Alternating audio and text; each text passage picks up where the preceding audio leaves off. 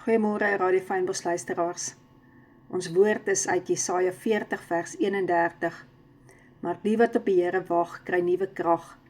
Hulle vaar op met vleuels soos die arende. Hulle hardloop en hulle word nie moeg nie. Hulle wandel en hulle word nie mat nie. En daar is 'n fabel oor hoe voeltjies die eerste keer hulle vlekjies gekry het. En onthou wat ek sê, 'n fabel. Ek sê nie dit is hoe God hulle geskep het nie. Hierdie is 'n storie. Storie wat opgemaak is. Dat God hulle sonder vlekjies gemaak het. En God het hulle vlerke gemaak, eenkant, en het toe voor hierdie voeltjies se voetjies neergesit, se pootjies neergesit. En vir die voeltjies gesê, hulle moet hulle sorge en hulle laste dra.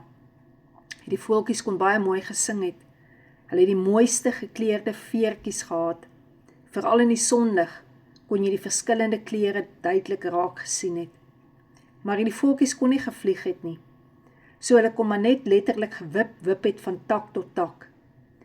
Toe die voeltjies hoor, hulle moet hulle laste dra, was hulle baie huiwerig, want hulle kon tog so mooi sing, en hulle was tevrede met hulle mooi klere, maar hulle het tog met hulle bekkies, hierdie vlerkies op hulle ruggies gelaai. En toe het hulle gesukkel, want hierdie vlerke was oop gewees, en toe kom hulle agter, maar hulle kan die vlerkies intrek, en hulle kan so oor hulle borsies vou. En met die tyd, het die vlerkies toe aan hulle ruggies vas begin groei, en toe kom hulle agter, hoekom hulle hierdie vlerkies gekry het, dat dit hulle kan laat vlieg.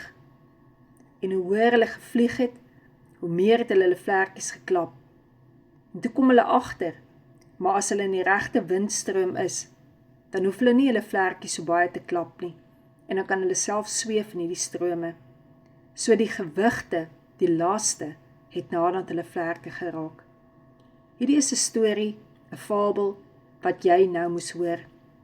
Soms is ons ook soos hierdie vlerklose voeltjies, en is ons opdragte en ons diensbaarheid, wat God aan ons toevertrou het, vir ons so swaar vlerke, dit lyk soos laste, en ons besef nie dit is juis daardie laste, daardie vlerke, wat ons gaan laat sweef eendag nie.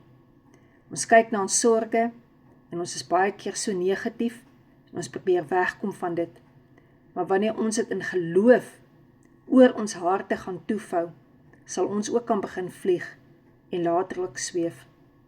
Wat sou jy sê, as jy hoor, dat jou laste juis toegelaat was deur God, sodat God jou kan leer, om te kan vlieg, om te kan sweef, dat jy op die Here so wag, nuwe krag kry, en dat jy so die krag sal kry, om hy laste op te tel, en dat jy sal opstyg soos die van 'n arend, dat jy sal weet, jy sal hardloop, jy sal nie moeg word nie, jy sal wandel en nie mat word nie.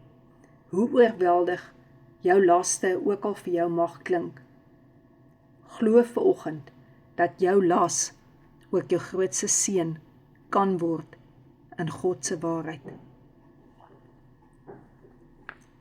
Ons neem en ons drink vanoggend die bloed van Jesus. En ons dink aan mense of ons wil of nie, wat ons moet vergewe, wat ons moet vryspreek, sodat ons kan kom in God se krag en ook sy vergifnis ons eie maak. Ons neem vanoggend die liggaam van Jesus en ons eet dit en ons word gesond daarvan, want deur sy wonde het daar vir ons ook genesing gekom. Amen.